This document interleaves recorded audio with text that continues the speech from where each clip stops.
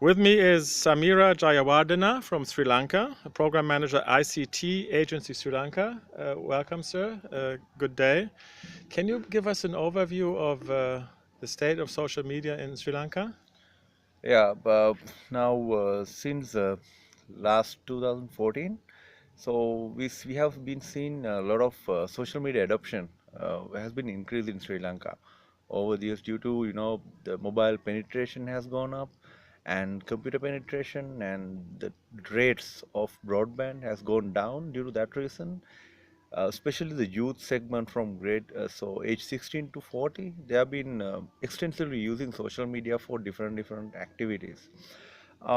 In addition, I would like to highlight nowadays corporates and businesses also are getting into the social media as an enterprise tool. That is also a good thing to see, but still I think we are at a moderate stage where we can use this social media use of social media to enable and empower a lot of initiatives and activities at different levels of the society. So that's the current status, I would say, in terms of social media penetration in Sri Lanka. Which is the most successful application there?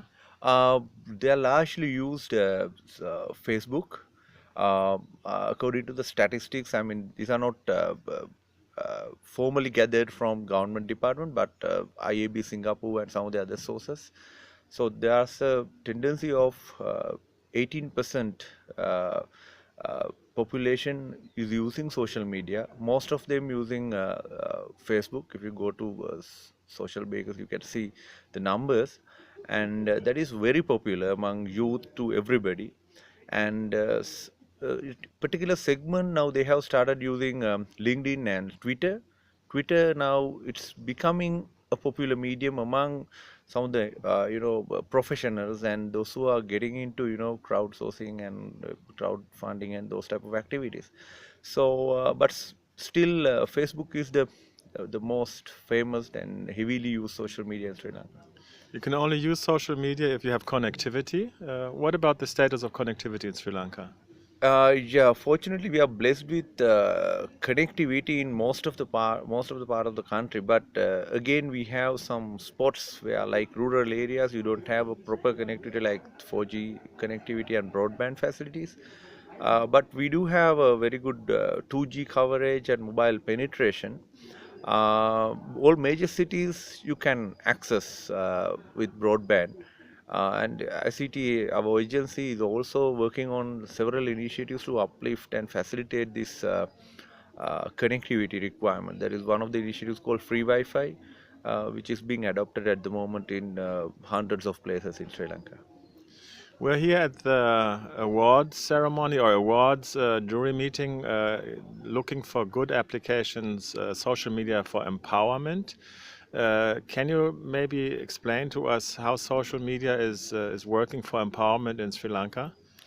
Yeah, in fact, Sri Lanka, we firmly believe on digital technologies, and application of digital technologies can do miracles to citizen empowerment, because nowadays most of the people in Sri Lanka, they consume digital media and digital services, and they have the infrastructure and connectivity in place, so that we are trying hard for them to teach and get them enabled with how they can effectively use digital technologies uh, as application for their day-to-day livelihood.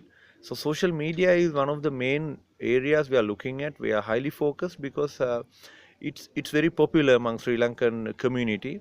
So there are several initiatives going on. One initiative I can highlight called Smart Social Circles, where we establish rural communities at GN level. Gramanadare means the lowest administrative entity in Sri Lanka. So there we create communities which are purely based on social media and new technologies, and we are creating social media channels for them, so where they can interact with communities and other stakeholders, not even locally, even globally. So we are facilitating through a social media platform for them to communicate and get the benefits out of it. So But why does this lead to empowerment? What is the linkage between the technology and the empowerment? That's a good question. So now I will take an example. So we are looking at three perspectives. One, how we can empower their livelihood. That's obviously, they sometimes they have a lot of issues, they have a lot of concerns, they have a lot of requirements which cannot be fulfilled by local authorities, maybe government, or no one can fulfill everything. So, but social media can be the middleman, the digital intermediary, which acts as an enabler. Like for an example, some we have a lot of cases like say rural school, they don't have books in their libraries. So, but there are a lot of donors in Colombo and some other areas. They are looking for places to donate. So we enable them through a social media platform where people can just say we need books, we have these requirement, and we social media work as an intermediary which bridge that. Secondly, we are looking at how we're going to empower their communities, SMEs, and entrepreneurs, rural entrepreneurs. Nowadays people are starting producing a lot of good things in villages, but middleman is taking that money. So we again facilitate them with social media platforms where they can sell products and e-trading, facilitate e-trading through social media. And now they have started doing that. Even they are promoting bricks, promoting a lot of local products in social media at the moment. So that is the second area we're looking at. Thirdly, we are looking at citizen journalism as a tool. One thing, they have a lot of complaints, they have a lot of issues with regard to politicians, with regard to other administrative bodies, and a lot of justice related issues they need to highlight. So social media again we use as a platform for them to raise their voice. So citizen journalism is being promoted across the board in Sri Lanka with the social circles. So they can put up their stories. Even somebody is not attending to their requirements, that also can be highlighted. There are a lot of cases in Sri Lanka for last year. Some of them have escalated up to president's level. So the community worked as a pressure group. So those are the three dimensions we are looking at.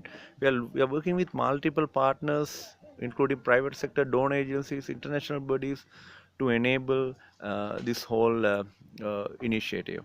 Yeah. Lastly, one question. We've assembled here for 2 days to look at nominations for the awards, for the social media awards for empowerment. Is there one award or one nomination which you thought is particularly relevant, which you would like to also highlight? You don't have to name the name, but just give us an idea which you thought was particularly impressive.